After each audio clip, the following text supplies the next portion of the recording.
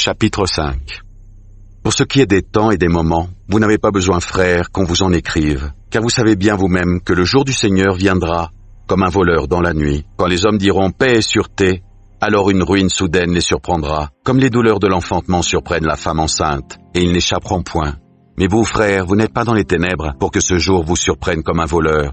Vous êtes tous des enfants de la lumière et des enfants du jour. Nous ne sommes point de la nuit, ni des ténèbres. Ne dormons donc point comme les autres, mais veillons et soyons sobres, car ceux qui dorment, dorment la nuit, et ceux qui s'enivrent la nuit.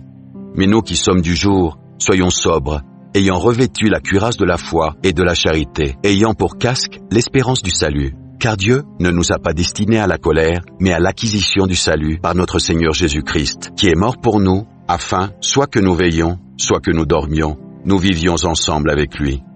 C'est pourquoi exhortez-vous réciproquement et édifiez-vous les uns les autres, comme en réalité vous le faites. Nous vous prions, frères, d'avoir de la considération pour ceux qui travaillent parmi vous, qui vous dirigent dans le Seigneur et qui vous exhortent. Ayez pour eux beaucoup d'affection, à cause de leur œuvre. Soyez en paix entre vous. Nous vous en prions aussi, frères. Avertissez ceux qui vivent dans le désordre. Consolez ceux qui sont abattus. Supportez les faibles. Usez de patience envers tous.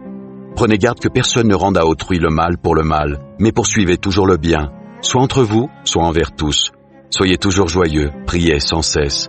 Rendez grâce en toutes choses, car c'est à votre égard la volonté de Dieu en Jésus-Christ.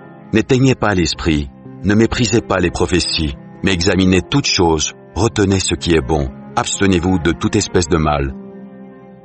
Que le Dieu de paix vous sanctifie lui-même tout entier, et que tout votre être, l'esprit, l'âme et le corps, soit conservé irrépréhensible lors de l'avènement de notre Seigneur Jésus-Christ. Celui qui vous a appelé est fidèle, et c'est lui qui le fera. Frères, priez pour nous, saluez tous les frères par un saint baiser.